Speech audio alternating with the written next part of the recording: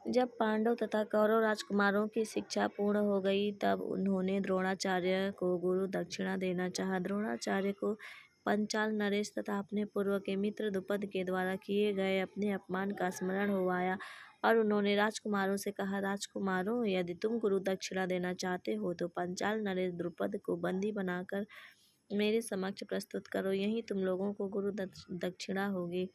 गुरुदेव के इस प्रकार कहने पर समस्त राजकुमार अपने अपने अस्त्र शस्त्र लेकर पंचाल देश की ओर चल दिए।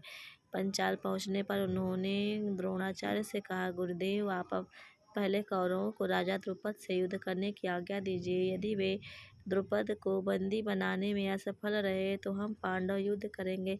गुरु की आज्ञा मिलने पर दुर्योधन के नेतृत्व में कौरवों ने पंचाल पर आक्रमण कर दिया। दोनों पक्षों के मध्य भयंकर युद्ध होने लगा, किंतु अंत में कौरव परास्त होकर भाग निकले। कौरवों को पलायन करते देख पांडवों ने आक्रमण आरंभ कर दिया। भीम तथा अर्जुन के पराक्रम के समक्ष पंचाल नरेश की सेना हार गई।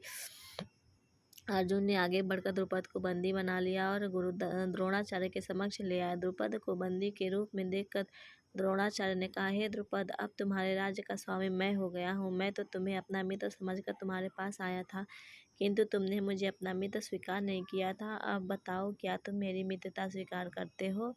द्रुपद ने लज्जा से सिर झुका लिया और अपनी भूल के लिए क्षमा याचना करते हुए बोले, हे द्रोण, आपको अपना मित्र न मानना मेरी भूल थी।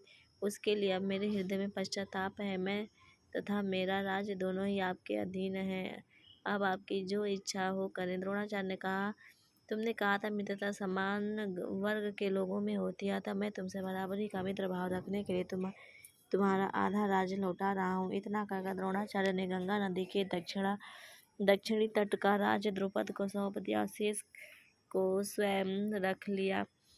द्रोण से पराजित होने के उपरांत महाराज द्रुपद अत्यंत लज्जित हुए। उन्हें किसी प्रकार का नीचा दिखाने का उपयोग सोचने लगे। इसी चिंता में एक बार वे घूमते हुए कल्याणकारी नगरी के ब्राह्मणों की बस्ती में जा पहुंचे। वहां उनकी भेंट याज तथा उपयाज नामक महान कर्मकांडी ब्राह्मण भाइयों से हुई। राजा द्रुपद ने उनकी सेवा करके उन्हें प्रसन्न कर लिया। उनसे द्रोणाचार्य के वध का उपाय पूछा।